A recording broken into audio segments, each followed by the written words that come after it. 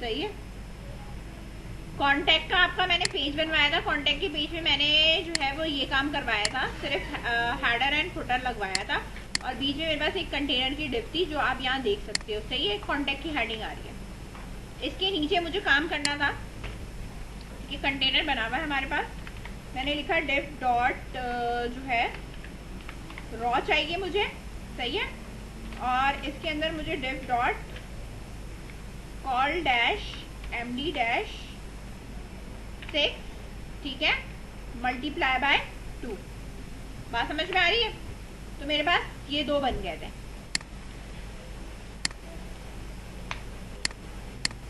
इतना समझ में आया? अब दो कॉलम में, एक में फॉर्म आएगा और एक में हमारे पास क्या आएगा, मैप आएगा। ठीक है, इसमें हम फॉर्म बनाएंगे और इस वाले में, नीचे वाले पे हम मैप लगाएंगे। सही है, इसको मैंने थोड़ा गैप दे दिया। अब जो ये ऊपर वाली 6 वाली है ना, इसके अंदर मैंने आपसे क्या कहा था कि सबसे पहले बेटा आपने फॉर्म लेना है। तो सबसे पहले आपने क्या लेना है, एक फॉर्म ले लिया पोस्ट वाला। सही है, इसी पेज पे PHP लिख लेंगे, कोई मसला नहीं है। नेक्स्ट पे लिखना है, नेक्स्ट पे लिखना चाहो नेक्स्ट पे लिख सकते हो। ठीक है, इसके बाद हमें बनाने के लिए नेम के लिए चाहिए था, तो मैंने यहाँ पे हमें जो लिखना है बूटस्ट्रैप 4 डैश फॉर्म, ठीक है, डैश इनपुट, या आप डायरेक्ट भी लिख सकते हो, सिंपल इनपुट भी लिखोगे तो तुम्हारे पास यहाँ पे आ रहा होगा। ठीक है, अच्छा अभी अगर मेरे पास नहीं आ रहा है, मैंने शायद अभी इसमें वो किया हुआ नहीं है, क्योंकि मैंने नया इंस्टॉल किया है, तो इसके अंदर मेरे पास बूटस्ट्रैप 4 का वो हुआ हुआ नहीं है। तो आप यहाँ पे बूटस्ट्रैप 4 का जब हिंट नहीं आ रही तो काइंडली चेक कर लिया करो कि भाई बूटस्ट्रैप 4 का हमारे पास ये वाला जो है वो इंस्टॉल हुआ हुआ है या नहीं हुआ हुआ। ठीक है, ताकि हमारे पास शॉर्टकट चीजें जो है वो सारी आ सके। ठीक है, स्निपेट्स वगैरह आ सके। ठीक है, इंस्टॉल हो चुका है मेरे पास। वापस मैं आ रही हूँ, वापस मैंने पेज खोला। अब मैं यहाँ चेक कर रही हूँ भाई बूटस्ट्रैप डैश फॉर्म आ रहा है मेरे पास, इनपुट लेना। जैसे ही मैंने इनपुट लिया मेरे पास एक ही आ गया, देख रहे हैं आप। अब इसमें जो मेरी अननेसेसरी चीजें हैं वो मैं काट दूंगी, जैसे मुझे लेबल नहीं चाहिए, ठीक है, स्मॉल हेल्प आईडी ये मुझे नहीं चाहिए। ठीक है, ये जो क्लास वगैरह लगा हुआ है इनपुट का, ठीक है, एंटर इसलिए हुआ था ताकि आपको नजर आए, मैंने इसको वापस एंटर कर दिया इसके बाद ताकि आपको क्लियरली नजर आए। नेम के लिए है तो इसका नाम मैंने रखा है नेम अंडरस्कोर टेक्स्ट बॉक्स। ठीक है, आईडी मुझे नहीं देनी है इसलिए मैंने आईडी यहाँ से हटा दी। ठीक है, प्लेस होल्डर में हम यहाँ दे सकते हैं एंटर योर नेम। जब प्लेस होल्डर दे रहे होते हैं तो हमें ऊपर लेबल की जरूरत नहीं पड़ती है। बात समझ में आई? सेम इसी चीज को अगर आप कॉपी कर लेते हो और कॉपी करके नीचे यहाँ पे पेस्ट कर रहे हो, ईमेल के लिए तो मैं टाइप यहाँ पे चेंज करके क्या कर दूंगी, ईमेल कर दूंगी।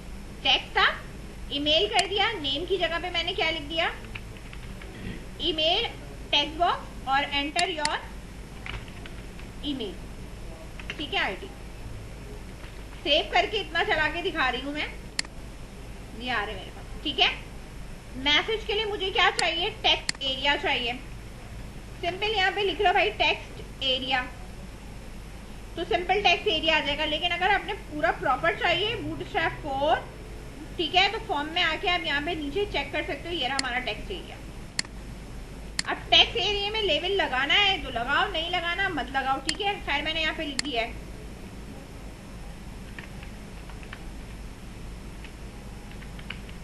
Your message. अब आप यहाँ देख सकते हो कि ये जो डिस्प्ले करेगा वो इस तरह डिस्प्ले करेगा।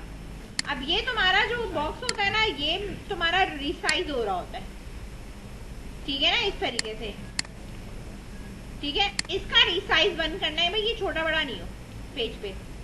इसके रिसाइज को बंद करने के लिए अच्छा पहले मैं इसकी आईडी हटा दूं। रॉ सही है मेरे पास, नेम में मैंने दे दिया यहाँ पे मैसेज अंडरस्कोर टेक्स्ट। ठीक है, और रिसाइज बंद करने के लिए टेक्स्ट एरिया के ऊपर यहाँ स्टाइल इनलाइन स्टाइलिंग कर रही हूँ। मैं क्या कर रही हूँ, इनलाइन स्टाइलिंग कर रही हूँ। और इस पे मैंने जाके कह दिया भाई इसका रिसाइज जो है वो मेरा क्या है, नन है।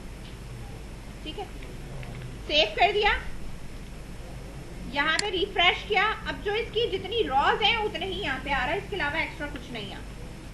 अब मुझे क्या चाहिए, टेक्स्ट एरिया के बाद बटन चाहिए, सबमिट का बटन, ताकि मेरा फॉर्म क्या हो सके, सबमिट हो सके। तो आप BTN सबमिट देख लो या बूटस्ट्रैप 4 पे चले जाओगे तो यहाँ पे भी तुम्हें जो है वो फॉर्म डैश, एक मिनट, BTN लिखा हुआ मैंने, B4 dash form dash submit, ठीक है। नेम लिख लिया मैंने इसका, BTN सबमिट, सेव करा, आ रहा है बटन। इसका कलर चेंज करना है, कलर चेंज कर दो, प्राइमरी की जगह पे यहाँ पे सक्सेस कर दो, ग्रीन कलर का हो जाएगा, सही है।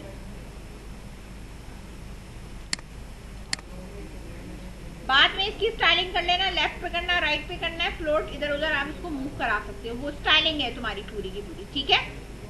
अभी मैं इन झमेले में नहीं पड़ रही, ठीक है। तो फॉर्म खत्म होने के बाद या आप ये कर सकते हो कि भाई मेरा जो फुटर है ना, इसको इंक्लूड करने से पहले कि मैं यहाँ पे गैप देना चाहती हूँ नीचे, मैंने कहा भाई फुटर इंक्लूड करने से पहले ये वाला पोर्शन है मेरा, यही पोर्शन है ना मेरा, तो मैं यहाँ पे ब्रेक का टैग यूज कर रही हूँ। कितने यूज किए मैंने, 2 यूज किए। ब्रेक का टैग यूज करने से क्या होगा, गैप क्रिएट हो जाएगा। बात समझ में आ रही है। मार्जिन दे देते, कुछ भी दे देते, लेकिन मैंने यहाँ ब्रेक दे दिया है, सही है। मैं थ्रू आउट अब तक जितना भी काम कर रही हूँ वो सारा मेरा रिस्पॉन्सिव काम है, आप यहाँ देख सकते हैं, ठीक है। कहीं से भी मेरी कोई भी चीज इधर से उधर नहीं है कि मैं रिस्पॉन्सिवनेस पे काम नहीं कर रही। रिस्पॉन्सिवनेस पे काम आप साथ साथ ही कर रहे होते हो कि रॉस कॉलम चीजों को मैनेज करना, विड्थ को परसेंटेज में डिफाइन करना, हाइट पिक्सेस में डिफाइन करना। तो ये आप शुरू से चीजें सेट करके प्रॉपर करो और बार बार चेक करते रहोगे तो तुम्हें पता चलेगा यार मैंने क्या चीज ऐसी ऐड करी थी जिसकी वजह से मेरी डिजाइनिंग खराब हो रही है, सही है। बात समझ में आ रही है। अब मेरे पास ये डिजाइन हो गया, बटन सबमिट है, सबमिट करने के ऊपर मेरा PHP का कोड लगेगा। क्या लगेगा, PHP का कोड लगेगा, ऊपर ही लगा लो, यहाँ पे कोई मसला नहीं है। कनेक्शन की बात हो रही है, ये कनेक्शन मुझे हर हाल में क्या करना है, ऐड करना, ठीक है। तो अगर मैं यहाँ बात करूं, इंडेक्स के पेज पे भी मैंने ये कनेक्शन ऐड करा था ना, तो कॉन्टेक्ट के पेज पे भी मैं इस कनेक्शन को ऐड कराऊंगी, सही है। इस फाइल को मुझे ऐड कराऊंगी तो मैं इस पर डेटाबेस का काम कर सकती हूँ, अदरवाइज नहीं कर सकती। अब जब मैंने यहाँ ऐड करा ही दिया है तो मैं साथ में यहाँ पे लिख भी लेती हूँ, सही है। अब मैं यहाँ इफ की कंडीशन बना रही हूँ और मैं ये चेक कर रही हूँ कि भाई पहले मैं ये मुझे बताओ कि मेरा बटन सबमिट क्लिक हुआ है या नहीं हुआ है। बात समझ में आ रही है। तो आपने यहाँ चेक करना है इस सेट $_post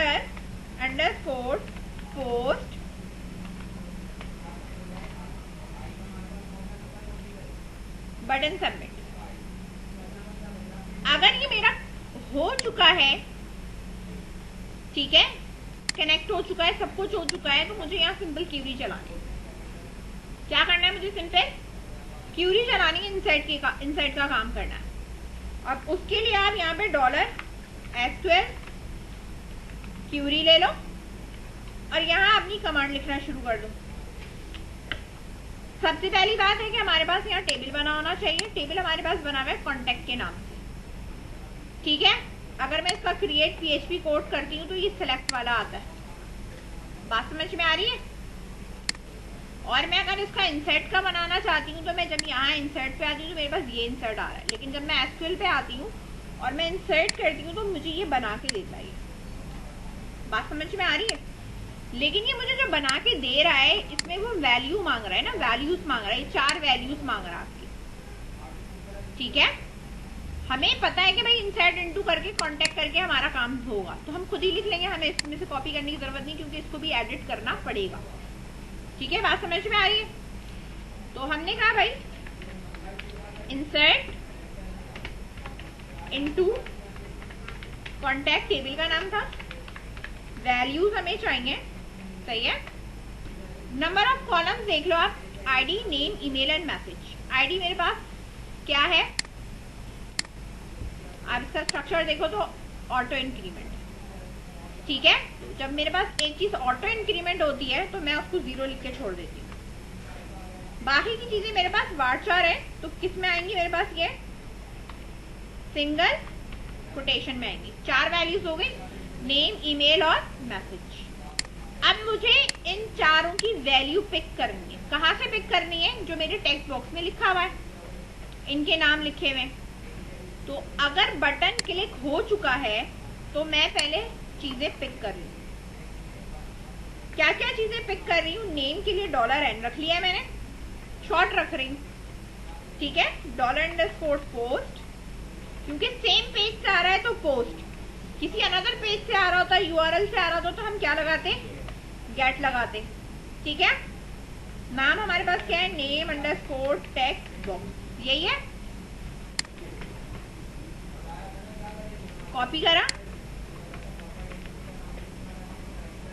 एक N हो गया, ईमेल के लिए E हो गया, मैसेज के लिए M हो गया। अब यहाँ पे नेम है, ईमेल है और क्या है, मैसेज है, ठीक है। नाम दोबारा से कंफर्म कर लो कि भाई हमने जो लिखा है वो सही टाइप किया है या नहीं। अब इसमें टेक्स्ट लिखा हुआ है, बॉक्स नहीं लिखा हुआ, लेकिन मैंने इसको सही करा, और सही करके क्योंकि मैं यहाँ सबको एक जैसा रखना चाहती हूँ। बात समझ में आई? ठीक है।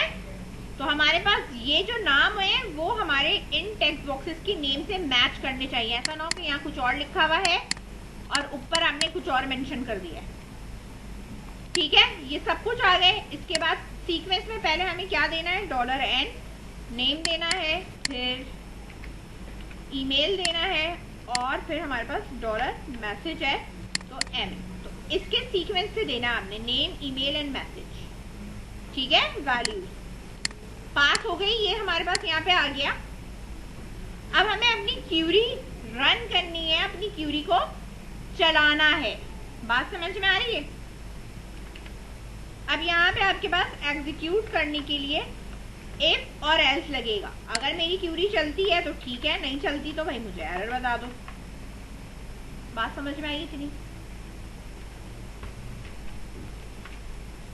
यहाँ हमने अब जब अपनी क्यूरी रन करी थी तो हमने इस चीज को रिजल्ट में सेव करा था, क्योंकि ये वापस डाटा उठा के ला रहा था। लेकिन नॉर्मली जब मैं चलाऊंगी तो मुझे डाटा थोड़ी उठा के लाके देगा। बात समझ रहे हैं? जब मुझे वो डाटा उठा के ही नहीं लाके दे रहा तो जाहिर सी बात है वो डायरेक्टली चल जाएगा। तो आप यहाँ पे क्या करोगे, इसके अंदर डायरेक्टली इसको चला दो, सही है। एसक्यूएल क्यूरी को मैंने डायरेक्टली चला दी क्योंकि सेम नेम रखा है, चल जाएगा। तो ये मुझे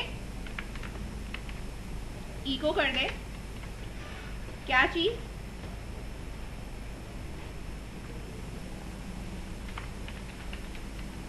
इंसर्टेड, ठीक है, सिर्फ ये लिख दे। और एल्स में आप यहाँ पे इको करा रहे हो अपना एरर मैसेज। अच्छा, एरर मैसेज जो हम यहाँ पे डिस्प्ले कराएंगे वो हमारा कैसे होगा? नॉर्मली एरर मैसेज आप इस तरह से डिस्प्ले करा सकते हो, ठीक है। आपने यहाँ गए और यहाँ इसके साथ कॉन्कैटिनेट करके ये लगा दें कि मुझे एरर मैसेज क्या कर दो, डिस्प्ले करा।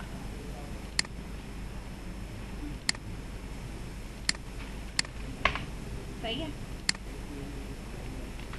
ABC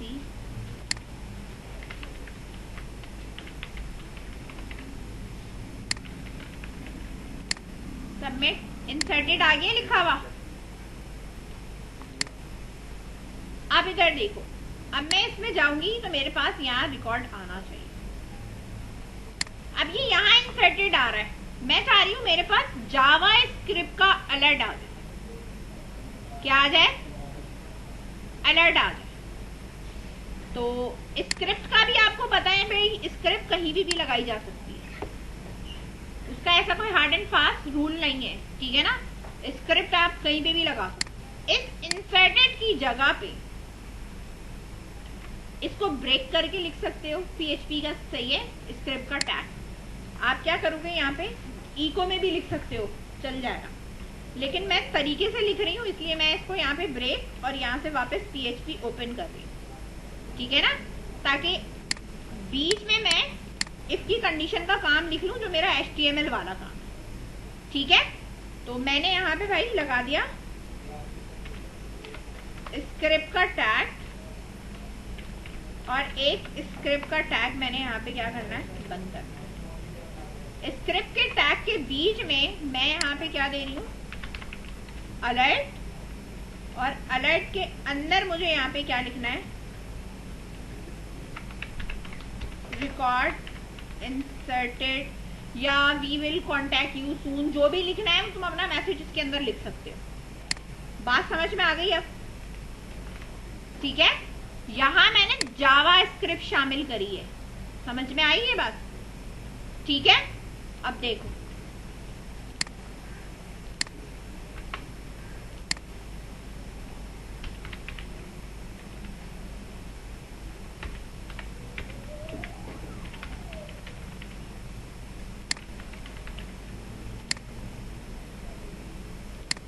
सही है। अब मैसेज आने के ऊपर तुम अगर किसी हेडर का नाम दे देते हो कि पेज रिडायरेक्ट होके कहीं और चला जाए तो वो भी चला जाएगा। बात समझ में आ रही है? तो मैंने यहाँ पे तुम्हें PHP के साथ एक तो CSS बूटस्ट्रैप, साथ में जावा स्क्रिप्ट भी बताई कि जावा स्क्रिप्ट बीच में अगर ऐड करनी हो तो मैं कैसे ऐड करूं, ठीक है। लिखा हुआ नहीं आएगा आपके पास, एक पॉपअप आ जाएगा, अलर्ट आ रहा है। मुझे पेज पे लिखने की जरूरत ही नहीं, मुझे एक पॉपअप मैसेज दे दो, ज्यादा बेहतर है, सही है ना। मुझे पेज पे लिखने की जरूरत नहीं है कि मेरे पेज पे लिखा हुआ है, फिर उसके लिए मैं देखूंगी मेरा पूरा डिजाइन आउट हो रहा है, खराब हो रहा है। आपके पास एक पॉपअप मैसेज आता है, बात समझ गए। अब तुम इसके लिए मॉडल खुलवा लो, कुछ भी करके, वो तुम्हारी अपनी मर्जी है, वो CSS से काम कर लो, तो स्क्रिप्ट लगा लो। तो मैंने आपको यहाँ स्क्रिप्ट शामिल करना बताया कि स्क्रिप्ट आपने कैसे शामिल करी है, ठीक है। इतनी बात समझ में आई? यहां तक किसी को कोई इशू है?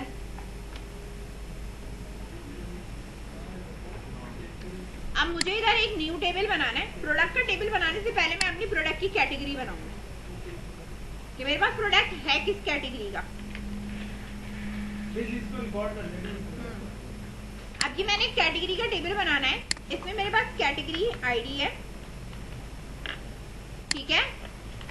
कैटेगरी का मेरे पास नेम होगा कि मेरे पास कौन सी कैटेगरी है, ठीक है। और अगर आप उस कैटेगरी का कोई डिस्क्रिप्शन देना चाहते हो तो आप वो डिस्क्रिप्शन भी दे सकते हो, ठीक है, आपकी अपनी मर्जी है।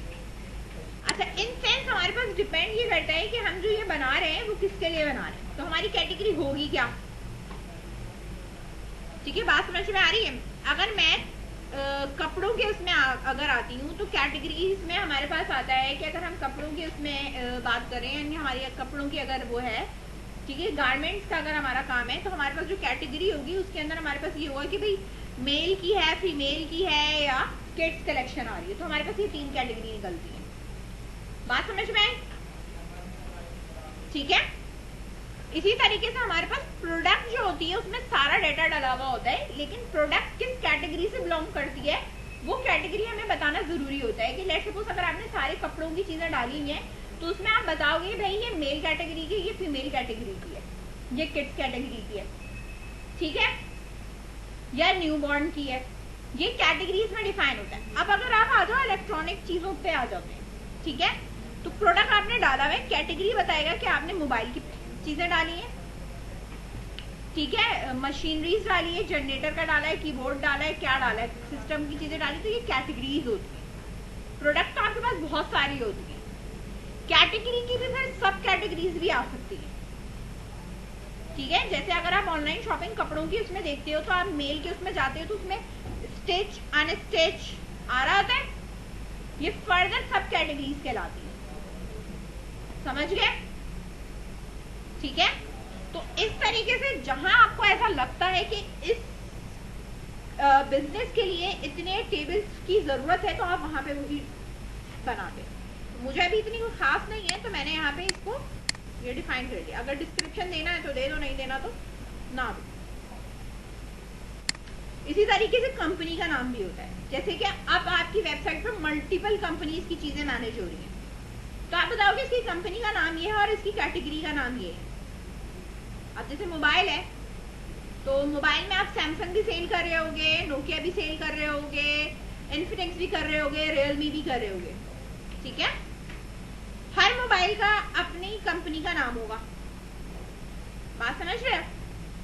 ठीक है, कपड़ों का है तो अगर 4 ब्रांड एक ही वेबसाइट से चीजें सेल आउट कर रही हैं तो फिर आप ये कह सकते हो भाई J.BC पे है, आइडियाज BC वेबसाइट से आपको मिल जाएगा, और बाकी जितने भी आपके है अलकरा में जो भी है वो सब इसी वेबसाइट के थ्रू आप देख सकते हैं, समझ गए?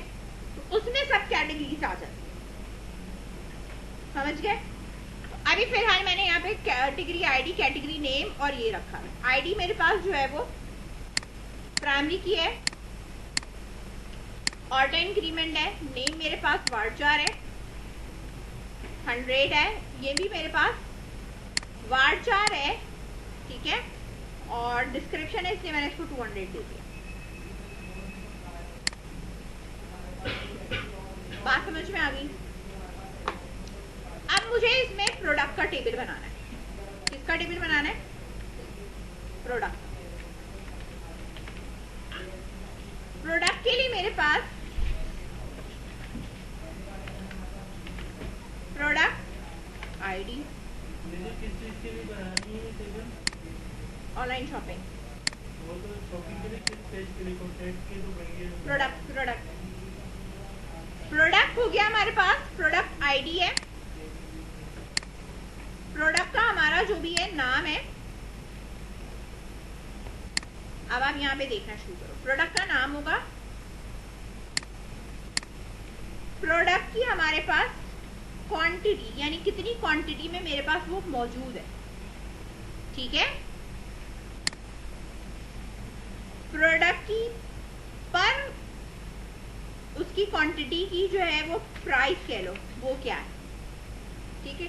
और कॉलम्स ऐड करने हैं हमें, तो मैं यहाँ पे 2 कर रही हूँ ताकि नीचे जो है वो मेरे पास और कॉलम्स ऐड। आईडी होगी, नेम हो गया, क्वांटिटी होगी, उसकी प्राइस हो गई, और क्या हो सकती है?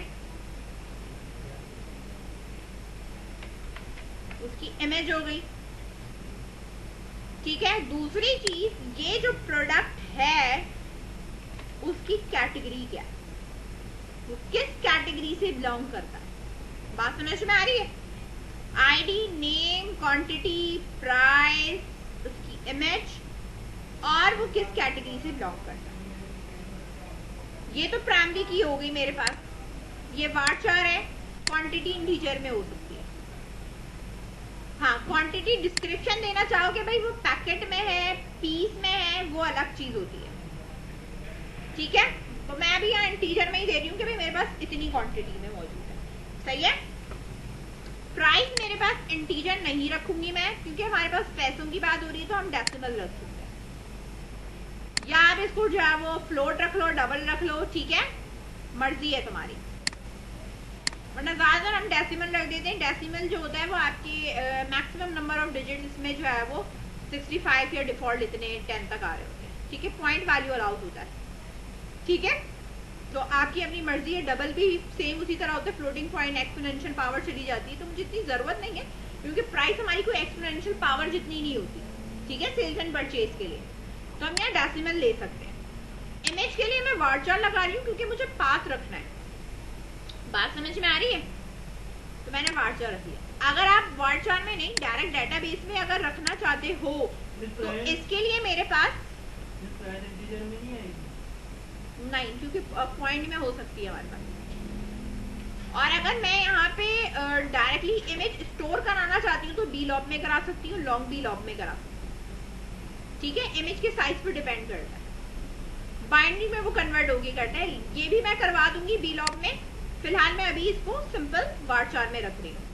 कैटेगरी आईडी मेरे पास इंटीजर में इसलिए है क्योंकि इस कैटेगरी के टेबल के अंदर जो आईडी है वो किस चीज में है, इंटीजर में। ठीक है, इसलिए इसको मैंने इंटीजर ही रखा है। अच्छा, इसकी लेंथ मैंने कहा भाई प्रोडक्ट की नेम की लेंथ 100 है। क्वांटिटी हमें डिफाइन नहीं करनी, डिस्टेंस हमें डिफाइन नहीं करना। इमेज का जो पाथ है वो मैं मैक्सिमम रख सकती हूँ, तो मैं यहाँ पे इसको कह सकती हूँ कि भाई 300 है बस, और किसी पे कुछ नहीं करना। इसको जाके मैंने क्या करा, सेव कर दिया। मेरे पास प्रोडक्ट का टेबल बन गया मेरे पास टेबल। ठीक है, अच्छा अब बात है मेरे पास, मुझे इस प्रोडक्ट के टेबल के अंदर, यानी जो मेरा प्रोडक्ट का टेबल है, सही है, मुझे करना क्या है, इसको कनेक्ट करना है किससे, कैटेगरी से कनेक्ट करना है। तो मैं प्रोडक्ट के स्ट्रक्चर में जाऊंगी, रिलेशनशिप व्यू में जाऊंगी और अब मैं यहाँ कहूंगी कि किस कॉलम की बात कर रही हूँ मैं, प्रोडक्ट कैटेगरी की। ये मेरे इस डेटाबेस के इस वाले टेबल की कैटेगरी आईडी से क्या है, कनेक्ट। सही है, तो मैं इसको यहाँ पे सेव कर दूँ। बात समझ में आई? ये मेरे पास सेव हो चुका है, रिलेशन बनाया। ठीक है, मैंने क्या करा, प्रोडक्ट कैटेगरी को कैटेगरी के टेबल के कैटेगरी आईडी से कनेक्ट कर दिया। ऑनलाइन शॉपिंग पे आओ, यहाँ मोर पे आओ और इसके डिजाइनर पे जाओ, तुम्हें यहाँ पे ये कनेक्ट हुआ हुआ नजर आए। समझ गए? रिलेशनशिप किस तरह बनता है ये मैंने तुम्हें बता दिया। क्लियर?